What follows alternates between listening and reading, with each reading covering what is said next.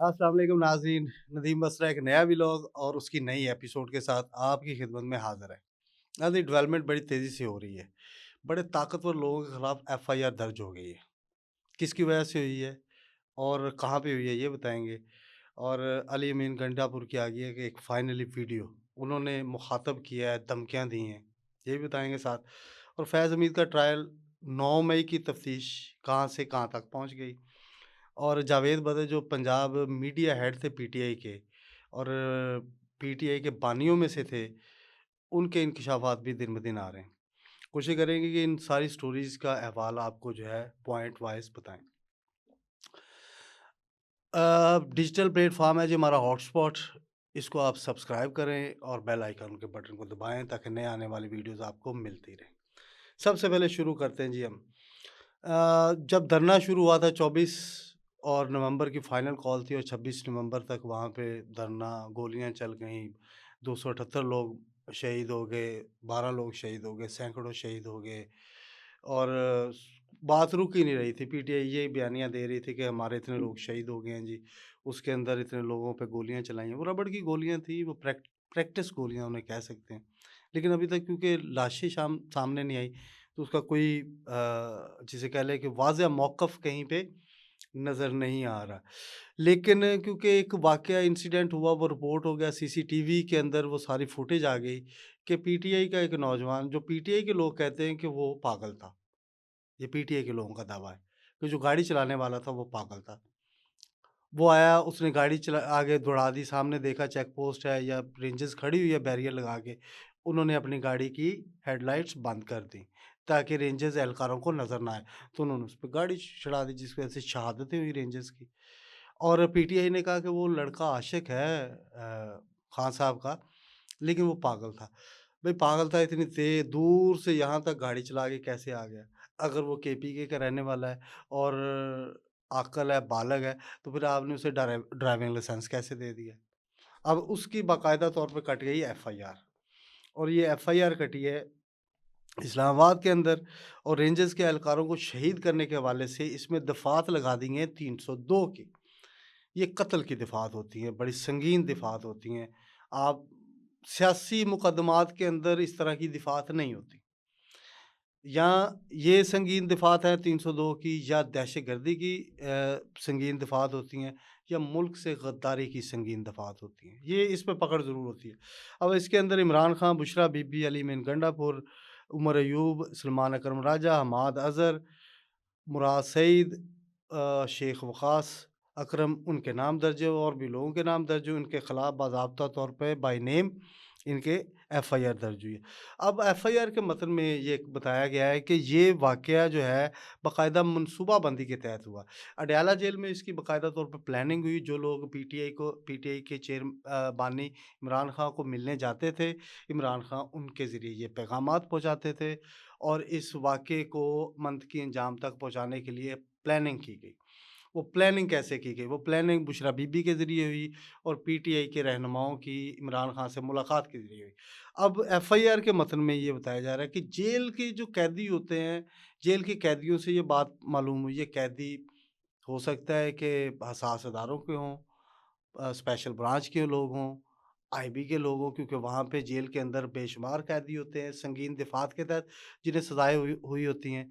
तो वहाँ पे जेल के अंदर उन्होंने अपनी एक सिक्योरिटी का मैकेनिज़्म तो रखा होता है, इंटेलिजेंस का एक मैकेनिज़्म भी होता है उनका। जो मुशक्कती दिए होते हैं, वो मुशक्कती आया कि जेल में सज़ा काट रहे हैं या वो किसी इंटेलिजेंस एजेंसी के साथ वाबस्ता हैं। तो ये उनके ज़रिए जो है मालूम हुआ हुकूमत को कि इसकी प्लानिंग वहाँ पे हुई और क्योंकि ये वाक़या हो गया, उसके अंदर शहादतें होगी, तो इसके बाज़ाब्ता तौर पे एफआईआर दर्ज हो गई है।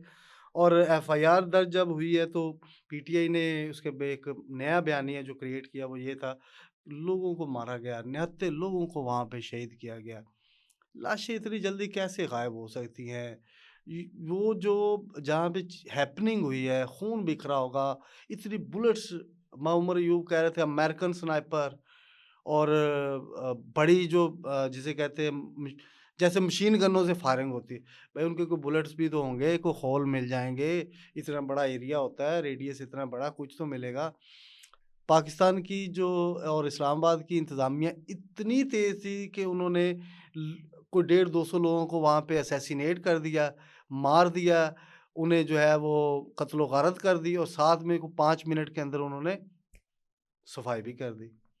इल्ज़ाम दर इल्ज़ाम, उसकी वजह से देखिए ना पैनिक का शिकार हैं। बुशरा बीबी जब वहाँ से निकली थी तो उन्होंने बयान जारी किया कि आपने मेरे साथ रहना है, हम खान को छुड़ा के लेके आएँगे। मेरे बारे में अगर कोई कह भी दे कि मैं जा रही हूँ, आपने नहीं जाना। लोगों ने वीडियो देख ली, फुटेज देख ली, अली मीन गंडापुर के साथ आप खुद ही गाड़ी में बैठ गई। पीछे अब ये जब आप खुद चले गए, तो कह रहे हैं जी हमारे कारकुनों को वहाँ पे मारा गया। और अपना वो पहला जो उन्होंने बयान दिया था जिसमें उन्होंने सऊदी अरब पे तनकीद की थी और ये भी खुद ही कहा था कि इमरान खान को सऊदी वालों ने कहा था कि ये तुम क्या चीज़ उठा के ले आए। उसके बाद जब वो इधर आई हैं अदालत में पेशी पे तो सहाफ़ियों ने बड़े सवाल किए उनसे, लेकिन उन्होंने किसी सवाल का जवाब नहीं दिया। इसका मतलब वो नर्वस हैं और शदीद दबाव की वजह से वो सवालों का जवाब नहीं दे रही। और इमरान खान पे बात हो रही है, इस वक़्त इमरान खान का जो वक़्त है ना अच्छा नहीं चल रहा। मैं ये बात इसलिए भी कर रहा हूँ कि बहुत सारे लोग जो इमरान खान के हामी हैं, इमरान खान के मुतालबात से उनको कोई इनकार नहीं है, वो उनकी हमायत करते हैं, लेकिन इमरान खान का वक़्त अच्छा नहीं चल रहा। उसकी वजह ये है कि जो बाहर लोग निकलते हैं, ये भी बताया जाता है कि जो पीटीआई की लीडरशिप इमरान खान को मिल के आती है और जो मीडिया से बात करते हैं, इमरान खान ने उनसे ऐसी कोई बात नहीं की होती। वो अपनी तरफ से इमरान खान के मुँह पे रख के या इमरान खान के कंधे पे रख के बंदूक चला रहे होते हैं। इस वजह से इमरान खान ये भी कह रहे हैं कि ये जो मैंने खोटे सिक्के साथ रखे हुए हैं, ये जो 9 रत्न आपने पाल लिए हैं, तो इसलिए बार-बार वो इस तरफ निशानदेही कर रहे हैं कि जनाब ये मुझे 9 रत्न ले डूबेंगे। ये वजह फिर इसलिए कि दबाव का शिकार है। इमरान खान के मीडिया मैनेजर की बात करते हैं जावेद बदर साहब की, तो वो इल्ज़ामात लगा रहे हैं इमरान खान पे। तो जावेद बदर ये कह रहे हैं कि 2018 के जो इंतखाबात हुए थे तो इमरान खान ने तहरीक-ए-तालिबान पाकिस्तान से एक बाकायदा मुआहदा किया था और मुझे ये कहा गया था कि आपने जो तहरीक-ए-तालिबान पाकिस्तान है उसके खिलाफ कोई कैंपेन नहीं चलानी। हमें ये सपोर्ट करेंगे केपीके के अंदर और मुल्क के अंदर बाकी जगहों पे भी जलसे होंगे, ये हमारी तरफ कोई हमला नहीं होगा। ज़ाहिर बात है एक हमले हो रहे थे और उस वक़्त भी बहुत से लोग जो हैं उसमें बहुत से कीमती जानों का ज़िया हुआ। 2018 के इंतखाबी जब रिलीज़ हो रही थी उसके अंदर धमाके भी हुए हैं, लोग शहीद भी हुए हैं और इसमें नुकसान कई जमातों का हुआ, एएनपी का हुआ, बड़ा नुकसान हुआ था। फिर इसके अलावा जमात इस्लामी का हुआ और पीएमएलएन पीपल्स पार्टी सभी पे हमले हुए हैं। तो जावेद बदर कह रहा है कि उन्होंने तालिबान पाकिस्तान से मुआहिदा किया था कि पीटीआई के जलसों को बिल्कुल सेफ रखा जाएगा और बाकी जलसों पे हमले किए जाएँगे। तो ये हमारी हुकूमत भी बनवा के देंगे। तो ये उनका बयान है कि इलेक्शन मुहिम के अंदर तहरीक-ए-तालिबान पाकिस्तान ने सपोर्ट किया।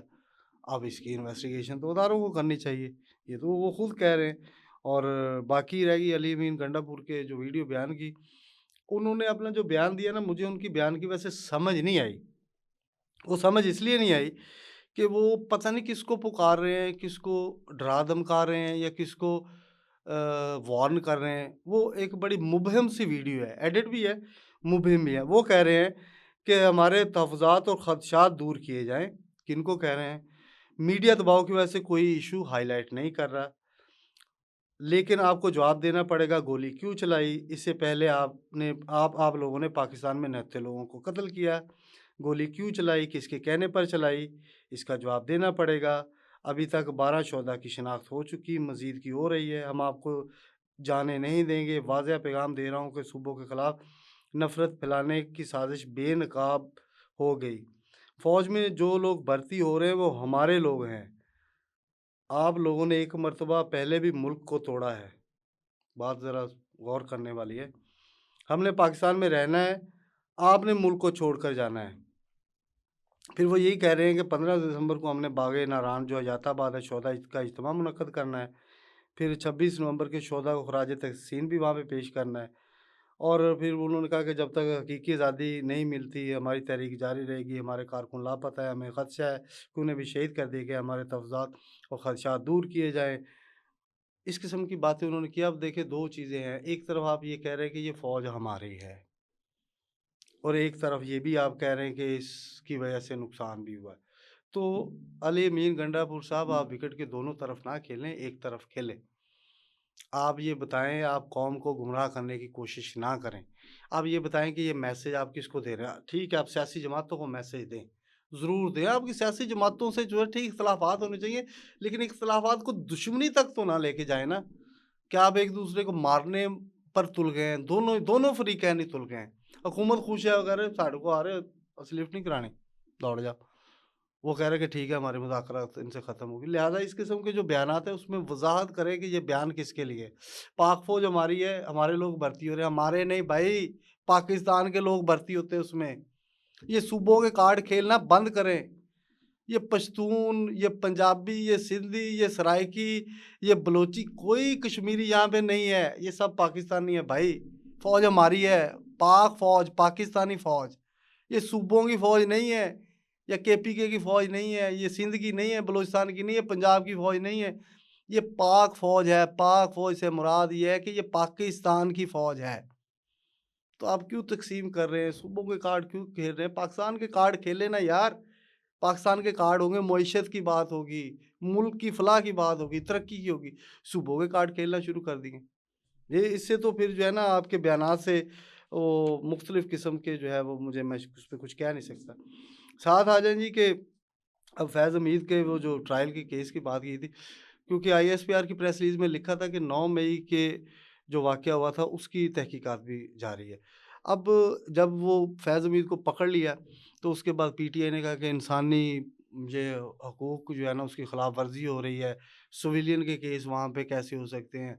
सिविलियंस को ट्रायल कैसे हो सकता है? देखिए, एक बात क्लियर कर लें कि आर्मी एक्ट में लिखा हुआ है, और ये बड़ा वाज़िया लिखा हुआ है कि कोई भी अगर फ़ौजी अफ़सर किसी सियासी सरगर्मी में मुलव्वस होगा, किसी मुल्क दुश्मन सरगर्मी में मुलव्वस होगा, उसके खिलाफ कार्रवाई मिलिट्री कोर्ट में होगी। और उसके साथ ही ये लिखा है कि अगर उस फौजी अफसर का मातहत कोई सिविलियन होगा, उसको भी फौजी ट्रायल ही किया जाएगा। दूसरा साथ ये भी लिखा हुआ है आर्मी एक्ट में कि अगर कोई किसी का बॉस फौजी अफसर होगा और बॉस के कहने पे फौजी अफसर वो कोई काम करेगा, तो दोनों का ट्रायल फौजी जो है ना वो मिलिट्री कोर्ट में ही होगा। तो इसलिए पीटीआई वालों, आप ये ना कहो कि इमरान खान का ट्रायल उधर नहीं होगा, ये मैं नहीं कह रहा, लेकिन ये उनका एक्ट कह रहा है। मेरी तो ख्वाहिश है कि इमरान साहब बाहर आएँ, वो मुल्क की सियासत करें, ये छोटे-छोटे बयानियों से बाहर निकलें। लेकिन आप लोगों ने उलझा ही ऐसा दिया, इतने यू टर्न लिए। अब आप ये कह रहे हैं कि फ़ौजी अदालतें जो हैं, वो सिविलियन के केसेज़ नहीं सुन सकती, ये इंसानी हकूक़ की खिलाफ़ वर्ज़ी है। 2018 में क्या हुआ था जी जब आपकी हुकूमत बनी थी? तो 2018 में जब मिलिट्री कोर्ट ने कुछ लोगों का कोर्ट मार्शल किया था, सज़ाएँ दी थी, तो वो आपको तो याद होगा ना, पीटीआई के लोगों को तो याद होगा। वो पेशावर हाई कोर्ट में वो चैलेंज हो गया था, और पेशावर हाई कोर्ट ने फ़ौजी ट्रायल के जो फ़ैसला था उसके खिलाफ फ़ैसला दे दिया था, और फ़ौजी ट्रायल का फ़ैसला मुअत्तल कर दिया था। उसके बाद क्या हुआ था? उसके बाद पीटीआई की हुकूमत चली गई थी सुप्रीम कोर्ट ऑफ पाकिस्तान कि आप पेशावर हाई कोर्ट का फ़ैसला मुअत्तल करें, कालअदम करार दें।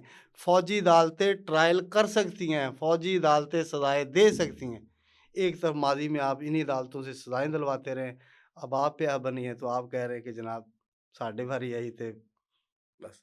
बहरहाल कि ये चीज़ें थी जो आपसे शेयर करनी थी, बाकी जो डेवलपमेंट होगी आपको बताएँगे, लेकिन बात सिर्फ़ ये है, पाकिस्तान का सोचें, इमरान खान भी पाकिस्तान का सोचे, शहबाज शरीफ भी पाकिस्तान का सोचे, आसिफ अली ज़रदारी भी पाकिस्तान का सोचे, हम सब पाकिस्तानी हैं, कोई किसी से जुदा नहीं है, कोई कश्मीर, कोई गिलगित बल्तिस्तान, पंजाबी, कोई सिंधी, बलोची, पठान, कोई नहीं भाई, हम सब, हमारे सब के शनाख्ती कार्ड पे हुकूमत पाकिस्तान लिखा हुआ है, हम पाकिस्तान की वजह से पहचाने जाते हैं। पाकिस्तान का सोचेंगे, यकीन करिए ये मसाइल खुद ब खुद ख़त्म हो जाएँगे। बाकी सोचना सियासी जमातों ने, हमारा काम था, जो आ रहा थी आप तक पहुँचा दी। नदीम मसरा को दीजिए इजाज़त। अल्लाह हाफ़िज़।